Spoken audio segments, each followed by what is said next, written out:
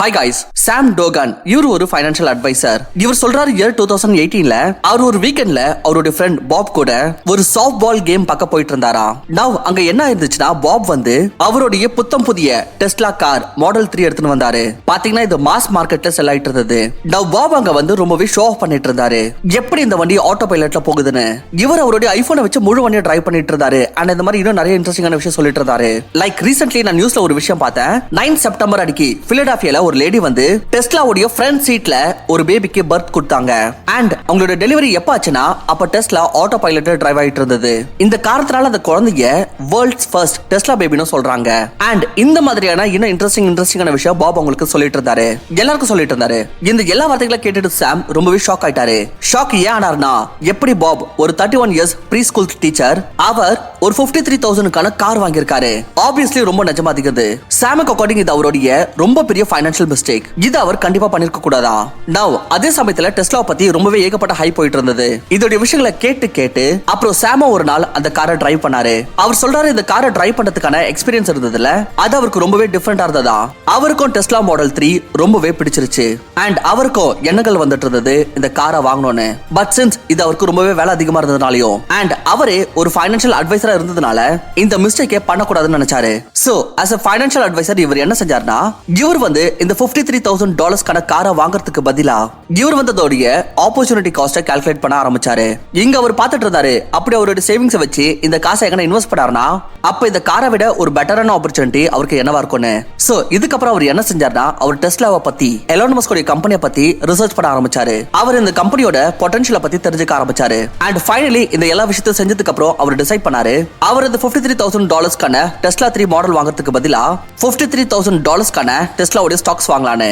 So அவர் October 2018ல $298 per share வேல்யூல டெஸ்லாவோட ஸ்டாக்ஸை வாங்கிட்டாரு. அண்ட் கெஸ் வாட், கொஞ்ச நாள்லயே டெஸ்லாவோட விலை போயிடுச்சு $367க்கு. அண்ட் இந்த மாதிரி ஆனதுனால அவருக்கு $11,500 ப்ராஃபிட் கிடைச்சது. அண்ட் 6 மாசத்துக்கு அப்புறம் என்ன ஆச்சுன்னா, கம்பெனில சில ப்ராப்ளம்ஸ் போயிட்டு இருந்தப்போ அப்ப எலான் மஸ்க் ஒரு ட்வீட்டின் காரணத்தினால அவரோட ஸ்டாக்ஸ் $179க்கு வந்துருச்சு.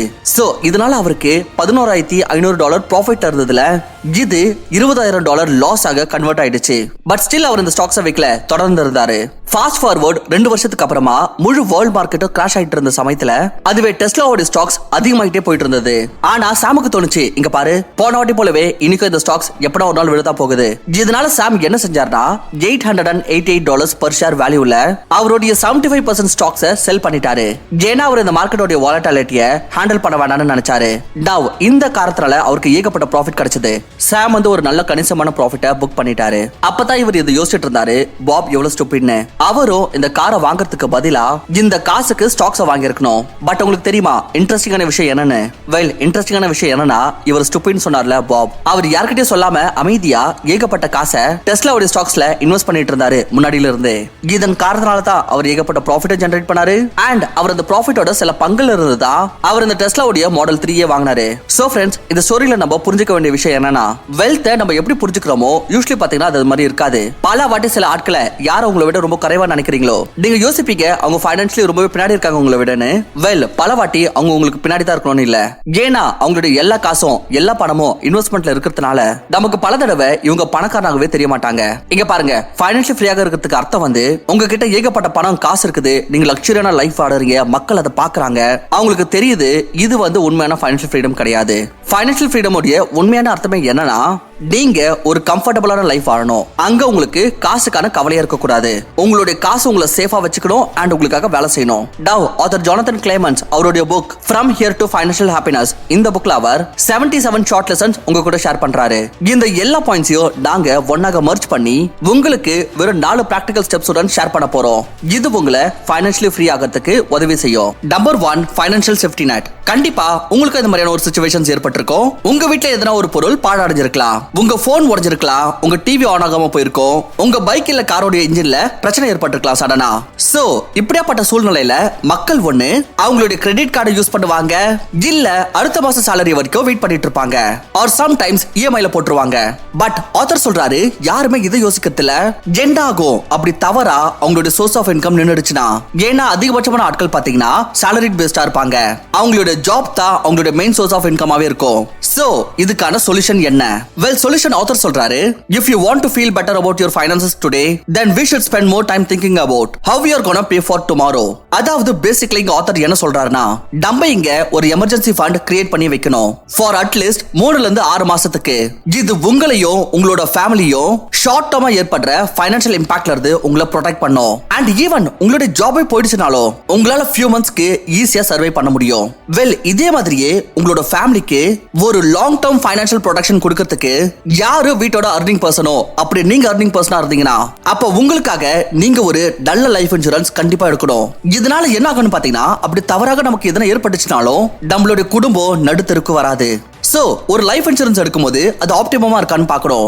என்னன்னா இப்ப அது உங்களுக்கு ரொம்ப எக்ஸ்பென்சிவாவும் இருக்க கூடாது, அதே சமயத்துல உங்களோட ஃபேமிலிக்கும் சரியான கவரேஜ் கிடைக்கணும். சோ இதுக்கு நீங்க டிட்டோவோட ஃப்ரீ டர்ம் இன்சூரன்ஸ் கால்குலேட்டர் பாருங்க. இங்க உங்களுக்கு உங்களுக்கான சரி கவர் அமௌண்ட் கிடைச்சிடும். இந்த கால்குலேட்டரோட லிங்க் வந்து நான் உங்களுக்கு இந்த வீடியோட டிஸ்கிரிப்ஷன்ல கொடுத்திருக்கேன். இன்ஃபேக்ட் நீங்க டர்ம் இன்சூரன்ஸ் எடுக்கிறப்போ உங்களுக்கு வெறும் ரைட் கவர் அமௌண்ட் மட்டும் பார்த்தாது, right cover amount up to right ஏஜும் பார்க்கணும். அண்ட் இது இல்லாம உங்களுக்கு கிளைம் கிடைக்குமா இல்லையா அதையும் பார்க்கணும். சோ கிளைம் செட்டில்மெண்ட் ரேஷியோ ரொம்ப இம்பார்ட்டன்ட் ஆயிருது இங்க. அண்ட் அப்புறமா நீங்க பார்க்கணும் நீங்க நெசசரி ரைடர்ஸ் எடுக்கிறீங்களா இல்லையான்னு. நான் கிரிட்டிக்கல் இல்னஸ் ரைடர் எடுக்கணுமா, சோ தட் எனக்கு எதனா ஒரு பெரிய வியாதி வந்துருச்சுன்னா அப்ப எனக்கு ஒரு லம்சம் அமௌண்ட் கிடைக்கும், இதனால எனக்கு ட்ரீட்மெண்ட் பார்க்க உதவி ஆயிடும்.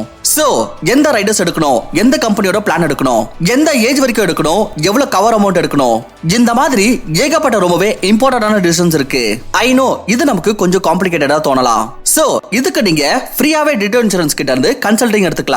இங்க உங்களுக்கு உண்மையாவே அன்பயாஸ்டு கன்சல்டிங் கிடைக்கும், போஸ்ட் கிளைம் அசிஸ்டன்ஸும் கிடைக்கும். அண்ட் நீங்க உங்களோட கோட் வாங்குறதுக்கு அப்புறம் உங்களுக்கு எந்த விதமான ஸ்பாம் கால்ஸும் வராது. லிங்க் டிஸ்கிரிப்ஷன்ல இருக்கு, இப்பவே செக் பண்ணி பாருங்க. Lesson number 2, no saving with debt. Author சொல்றாரு நம்மளுடைய ஃபைனான்சியல் ஃப்ரீடம் ஜர்னி ஆரம்பிக்கிறதுக்கு எல்லாத்துக்கும் முதல்ல நம்ம ஒரு விஷயம் செய்யணும். அது என்னன்னா நம்மளுடைய எல்லா டெட்ஸையும் கிளியர் பண்ணுங்க, கடனை முடிங்க. அண்ட் இது ஃபைனான்ஸ் உடைய ரொம்பவே பேசிக்கான ரூல். அப்படி உங்ககிட்ட எதனா ஒரு விதமான டெட்ஸ் இருக்குன்னா, எஸ்பெஷலி பேட் டெட்ஸ், அப்போ உங்களால எப்பவுமே உங்களுடைய சேவிங்கோட ஜர்னியை ஸ்டார்ட்டே பண்ண முடியாது. இங்க பாருங்க ஆத்தர் சொல்றாரு சில பேர் அவங்களுடைய எல்லா டெட்ஸ் கூடவோ லாங் டர்ம் இன்வெஸ்டிங் பண்ண ஸ்டார்ட் பண்ணிடுறாங்களா. இவங்க அவங்களுடைய டெட்ஸும் பே பண்ணிட்டு இருப்பாங்க அண்ட் கூடவே கொஞ்சம் இன்வெஸ்டிங் பண்ணிட்டு இருப்பாங்களா. இதனால என்ன ஆகுதுன்னு பாத்தீங்கன்னா அவங்களுடைய ஃபைனான்சியல் ஃப்ரீ ஆகிறதுக்கான ப்ராசஸ் அது ரொம்பவே ஸ்லோ ஆயிடும். சோ இதனால இருக்கிறதுல பெட்டர் ஆத்தர் எது சொல்றாரு, நீங்க முதல்ல உங்களுடைய எல்லா சின்ன சின்ன கடனை கட்டி முடிச்சிருங்க.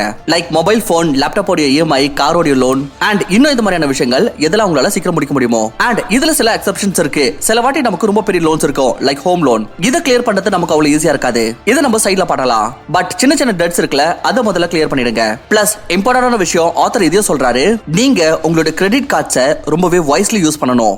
Because US department of labour வந்து ஏஜ் 28ல இருந்து 40 வரைக்கும் இருக்கிற 7900 சிட்டிசன்ஸ் மீது ஒரு ரிசர்ச் பண்ணாங்க. இதுல அவங்க என்ன கண்டுபிடிச்சாங்கன்னா, யாரெல்லாம் ஹை கிரெடிட் கார்டு டெட்ஸ்ல இருக்காங்களோ அவங்களுடைய ஸ்ட்ரெஸ் ஓவர் டைம் அவங்களுடைய பிசிக்கல் ஹெல்த் மீது அஃபெக்ட் பண்ணிட்டு இருந்ததா.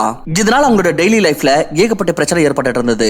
அவங்களுக்கு ஜாயின்ஸ்ல பெயின் வந்துட்டு இருந்தது, ஸ்டிஃப்னஸ் ஆயிட்டு இருந்தது அண்ட் இந்த மாதிரி இன்னும் நிறைய பிரச்சனை ஃபேஸ் பண்ணிட்டு இருந்தாங்க. சோ இதுக்காக தான் இது வெறும் உங்களுடைய மென்டல் பீஸ்க்கு மட்டும் கிடையாது, உங்களுடைய பிசிக்கல் ஹெல்த்துக்காகவோ நீங்க கவனம் வச்சுக்கணும். நீங்க எப்படி உங்களுடைய கிரெடிட் கார்டை யூஸ் பண்றீங்கன்னு. நிறைய வாட்டி என்ன ஆகுன்னு பாத்தீங்கன்னா மக்களுக்கு தெரிய கூட வரதில்ல. கிரெடிட் கார்டு யூஸ் பண்றதுனால அவங்க மீது இன்ட்ரெஸ்ட் வர ஆரம்பிச்சிருது அண்ட் இந்த அமௌண்ட் அதிகரிச்சுட்டே போயிட்டு இருக்கும். அண்ட் இதுக்கு ரிலேட்டட் ஒரு சொல்யூஷனும் இருக்கு. இது உங்களுக்கு 4th பாயிண்ட்ல தெரிய வந்துரும். பட் எல்லாத்துக்கும் ஃபர்ஸ்ட் இதை ஞாபகம் வச்சுக்கோங்க, எவ்வளவு முடியுமோ உங்களோட டெட்ஸை கிளியர் பண்ணுங்க. அண்ட் அதுக்கப்புறமா உங்களுடைய சேவிங்ஸோட ஜர்னியை நல்லா ஸ்டார்ட் பண்ணுங்க.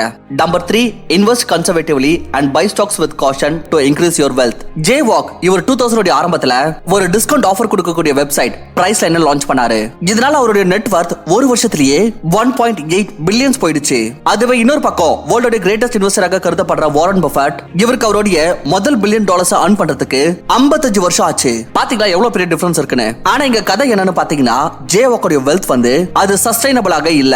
எல்லாருக்குமே தெரிய வந்துருச்சு ஒரு நாள் இல்ல ஒரு நாள் இந்த .com உடைய பபிள் வந்து பர்ஸ்ட் ஆகும்னு.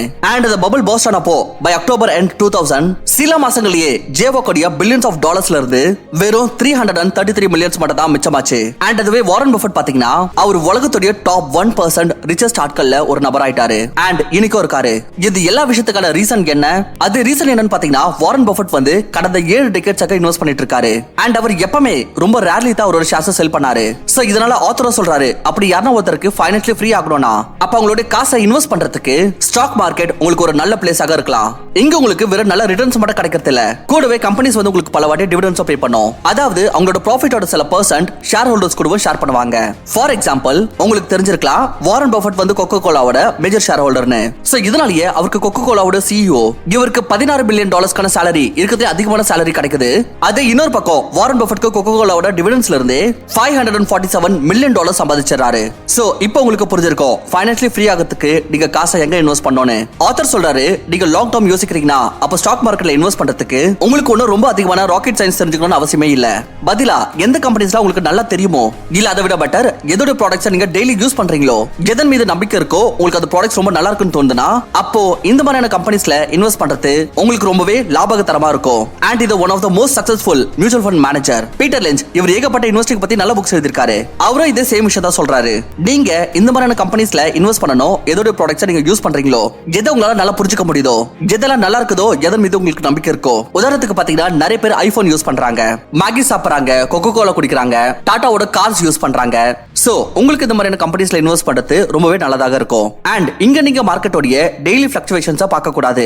இத பத்தி தி இன்டெலிஜென்ட் இன்வெஸ்டர்ல வாரன் பஃபெட்டோட மென்டர் பெஞ்சமின் கிரஹாம் அவர் அந்த புக்ல சொல்லிருக்காரு. அதாவது நம்ம மார்க்கெட்டோட டெய்லி ஃபிளக்சுவேஷன்ஸ் மீது ஃபோக்கஸ் பண்ணக்கூடாதா, பதிலா நீங்க சில நல்ல கம்பெனிஸை பிடிக்கணும் அண்ட் அதுக்குள்ள இன்வெஸ்ட் பண்ணணும் லாங் டர்ம்க்கு. இது உங்களுக்கு ஒரு நல்ல ரிட்டர்ன் கொடுக்கும் லாங் ரன்ல. பாயிண்ட் நம்பர் 4 வந்து frugality leads to better finances. இங்க பாருங்க நம்மளோட physical health, mental health, relationship and overall முழு லைஃப்ல habits ரொம்ப பெரிய ரோல் ப்ளே பண்ணுது. அண்ட் இது ஒரு யூனிவர்சல் ஃபேக்ட் தான். Good habits make good life. Financial சக்சஸோ வர ஒண்ணும் இல்ல, இது உங்களோட குட் ஹேபிட்ஸோட ரிசல்ட் தான். அப்படி நீங்க லாஜிக்கலி யோசிச்சீங்கன்னா அப்படி நீங்க ஃபைனான்ஷியல் ஃப்ரீ ஆகணும்னா அப்ப நீங்க காசை சேவ் பண்ண வேண்டியதாகும், இன்வெஸ்ட் பண்ண வேண்டியதாகும். ஆத்தர் சொல்றாரு 90% ஆட்கள் அவங்களோட ஃபைனான்ஷியல் ஃப்ரீடம் அவங்களோட பேட் ஹேபிட்ஸ்னால அச்சீவ் பண்ணாம போகிறாங்களா. முக்கியமா அவங்களோட பேட் ஹேபிட்ஸ் சேவிங்ஸ் உடன் ரொம்பவே இம்பாக்ட் பண்ணுதா. பிகாஸ் மக்கள் வந்து எக்ஸ்பெரன்ஷியலி எப்பவுமே யோசிக்கிறது இல்ல, பொதுவாக லீனியராக தான் யோசிக்கிறது. எக்ஸாம்பிள் நம்ம என்ன யோசிப்போம், அட இன்னைக்கு ஒரு பீஸா சாப்பிட போறோம் இதனால என்ன ஆக போகுது, இன்னைக்கு வேற ஒரு பர்கர் தானே சாப்பிட போறேன் இதனால என்ன பெருசாக போகுது. இந்த மாதிரி சின்ன சின்ன விஷயங்கள் பண்ணி அவங்க ஒரு ஹேபிட்டை உருவாக்கிக்கிறாங்க.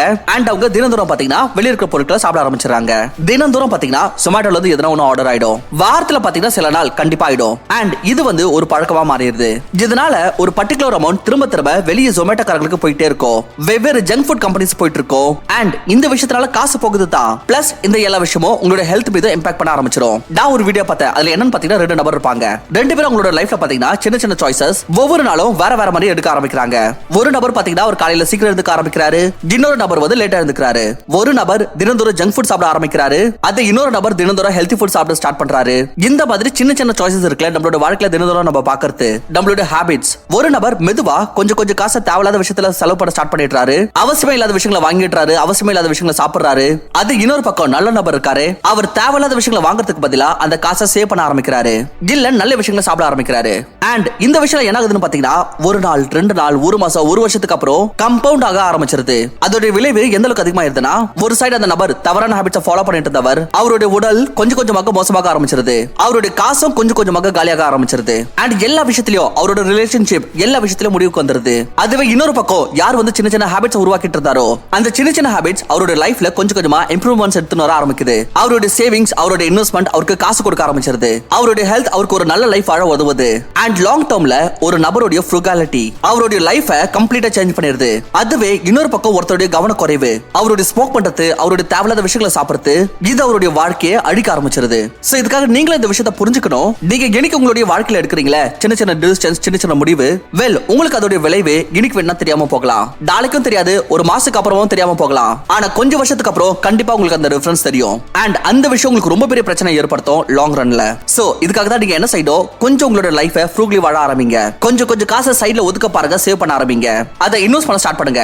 எஸ் ஷார்ட் டர்ம்ல இது உங்களை பணக்காரன் ஆகிறதுக்கு உதவி செய்யாது, தெரியாது தான். ஆனா கண்டிப்பா லாங் ரன்ல இதனால உங்களுடைய காசு நிறைய சேமிக்கப்படும் அண்ட் இதனால நீங்க ரொம்ப பணக்காரமா ஆகலாம். சோ இதுக்காக தான் லீனியர் திங்கிங் வைக்காதீங்க, எக்ஸ்போனன்ஷியலா யோசிங்க. சோ இந்த விஷயம் நம்ம எப்படி செய்யறது? உங்களுடைய என்ன இன்கம் இருக்கோ நீங்க ட்ரை பண்ணுங்க. அதோட 50% விட அதிகம் செலவாக கூடாது. அண்ட் உங்களுடைய 20% நீங்க லாங் டர்ம்க்கு இன்வெஸ்ட் பண்ணி தீரணும். ரிட்டையர்மெண்ட்டுக்கோ மத்த விஷயத்துக்கும். இந்த மாதிரி நீங்க செஞ்சீங்கன்னா கண்டிப்பா லாங் ரன்ல உங்களுக்கு ரொம்ப பெரிய பலன் கிடைக்கும். நான் உங்களுக்கு இன்னொரு போனஸ் பாயிண்ட் சொல்ல விரும்புறேன். அது என்னன்னா start working on different sources of income. எவ்வளவு முடியுமோ அந்த அளவுக்கு வெவ்வேறு சோர்சஸ் ஆஃப் இன்கம் இது வேலை செய்யுங்க. அப்படி உங்களுக்கு வெறும் ஒரு ஜாப் இருக்குன்னா அப்ப இது கண்டிப்பா உங்களுக்கு ரிஸ்கியானது. நீங்க என்ன செய்யணும்? நீங்க சைடு பை சைடு இந்த மாதிரி சோர்ஸ் ஆஃப் இன்கம் கிரியேட் பண்ணணும். இது ரொம்ப அதிகம் இல்லனாலும் உங்களுக்கு ஏதோ ஒரு இன்கம் கொடுக்கணும். இந்த விஷயம் உங்களுக்கு லாங் ரன்ல நிறைய பணம் சம்பாதிக்க உதவி செய்யும் அண்ட் ஃபைனான்ஷியல் ஃப்ரீயாக உதவி செய்யும். அப்படி நீங்க இந்த டாபிக்க பத்தி ஒரு தனி வீடியோ உருவாக்கணும்னு விரும்புறீங்கன்னா எப்படி வேலை செஞ்சுக்கிட்டு ஒரு சைடு இன்கம் உருவாக்குறதுன்னு அப்ப மறக்காம கீழே கமெண்ட் பண்ணி சொல்லுங்க. பட் அதுக்கு முன்னாடி ஃப்ரெண்ட்ஸ் இங்க பாருங்க, உங்களுடைய இன்வெஸ்ட்மெண்ட், உங்க சேவிங்ஸ் இது எல்லாமே எப்போ ஒர்க் அவுட் ஆகும்னா உங்களுடைய பேசிக் சரியா இருந்தா தான். ஞாபகம் வச்சுக்கோங்க, insurance first, investment second. Ditto insurance உடன் ஃப்ரீயாக கன்சல்ட் பண்ணுங்க. லிங்க் டிஸ்கிரிப்ஷன்ல இருக்குது. அப்படி இந்த வீடியோ பிடிச்சிருந்துச்சுன்னா வீடியோக்கு லைக் பண்ணிட்டு சேனலுக்கு கண்டிப்பா சப்ஸ்கிரைப் பண்ணுங்க. இந்த மாதிரியான யூஸ்ஃபுல் வீடியோஸ் தொடர்ந்து பார்க்கிறதுக்கு. தேங்க்யூ ஃபார் வாட்சிங். நான் உங்களை இன்னொரு நல்ல வீடியோல சந்திக்கிறேன்.